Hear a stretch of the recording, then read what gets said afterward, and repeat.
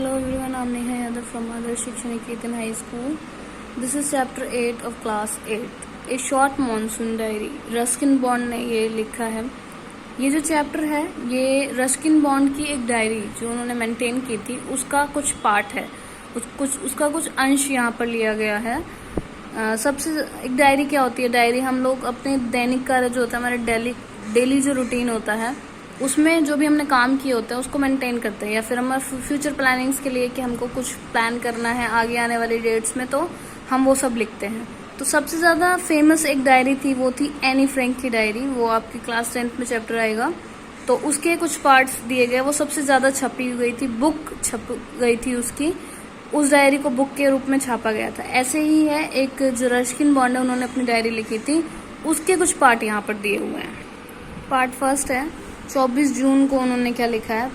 ये इस डायरी में मोस्टली प्रकृति के बारे में है, जैसे कि आपने कहा, जैसे कि चैप्टर का नाम है मॉनसून डायरी. मॉनसून के बारे में बताया गया. 24 जून मॉनसून की जो धुंध होती है उसका पहला दिन था. बहुत ही अलग सी बात थी कि पहाड़ी पर चढ़ते हुए कोहरे को देखकर सारे जो पक्षी थे वो शांत हो गए.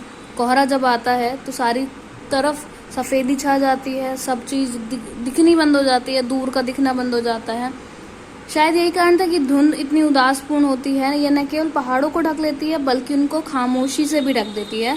सिर्फ 1 घंटा पहले अभी वृक्षों पर पक्षी चहचहा रहे थे, पेड़ पौधे खिले हुए थे, पक्षी गा रहे थे. और भी क्या हुआ, जंगल में मौत जैसा सन्नाटा छा गया, जैसे कि आधी रात का समय हो गया हो.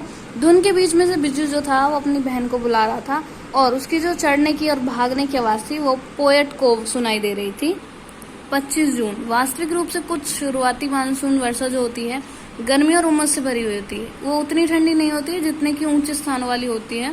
पौधे भी जानते हैं, इसलिए जब भी मैं बैंक और डाकघर जाता हूँ तो कोबरा जो होता है लिली में से अपना सर उठाए हुए मुझे मिलता है. धुंध में निश्चित रूप से गोपनीयता होती है. एक स्कूली लड़के ने मुझे कहा कि एक वाक्य में अगर पहाड़ी स्थल की परिभाषा देनी हो तो मैं क्या कहूंगा. यदि हो सकता है तो इसे एक स्वर्ग कह सकते हैं. समझ आया होगा आपको. धुंध के बारे में बात हो रही है, मानसून के बारे में. मानसून जब आती है और बारिश बहुत ज्यादा होती है तो उसके बाद धुंध पड़ने लगती है, तो पहाड़ों पर सारी तरफ धुंध छा जाती है, जिसकी वजह से आगे का कुछ दिखाई नहीं देता. पेड़ पौधे जो होते हैं वो सब ढक जाते हैं धुंध से, और पक्षी जो होते हैं वो भी गाना बंद कर देते हैं. शांति छा जाती है चारों तरफ. और अगर इसको एक लाइन में डिफाइन करें कि परिभाषा दें कि जो पहाड़ी जगह होती है उसको क्या कह सकते हैं, तो आप अगर आप कहीं घूमने गए होंगे शिमला मनाली, तो आपने देखा होगा वहां पे सुंदरता इतनी ज्यादा है, आप उसको स्वर्ग से कम नहीं मानोगे. 27 जून की अगली उन्होंने मेंशन की है अपनी डायरी में.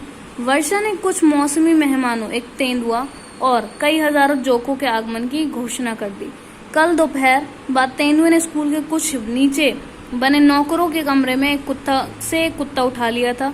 शाम को उसने बिज्जू की एक गाय पर आक्रमण कर दिया, लेकिन वह बिज्जू की मां को देखते ही भाग गया था, जो कि ऊंची आवाज में गालियां देती हुई आई थी. रही जोकों की बात, मैं शीघ्र ही प्रतिदिन कुछ खून चुसवाने का आदी हो जाऊंगा. दूसरे नव आगंतुक जो हैं कोयल जैसे लाल पक्षी, मादा पीले रंग की होती है और वृक्षों की पत्तियों के बीच में फुदकते हुए हीरो जैसे लगते हैं. वृक्ष चाहे कितना भी घना क्यों ना हो, चमकीले रंग के पक्षी अपने आप को छुपा नहीं सकते. यद्यपि कई बार पूर्णतः शांत होने के कारण उनको कोई ध्यान नहीं देता. उनके साथ ही ड्रोंगो पक्षियों का जोड़ा आता है जो अनावश्यक रूप से उत्तेजित है और कोयल जैसे लाल पक्षी को वहां से भगा देता है. एक बेल बलूत के वृक्ष के तने पर तेजी से चढ़ते हुए मार्ग में आने वाले कीटों को हटाती रहती है. अब वर्षा जो है वो शुरू हो गई, इसलिए कीट भक्षियों के लिए भोजन की कमी नहीं रहेगी. तो यहाँ पर 27 जून में मेंशन किया है उन्होंने कि तेंदुए आ जाते हैं, जोक आ जाते हैं. जोक होते हैं वो जो चिपक जाते हैं, खून चूसती हैं, और तेंदुए जो थे स्कूल पर आक्रमण कर रहे हैं. बिज्जू जो है उसकी गाय पर आक्रमण कर दिया.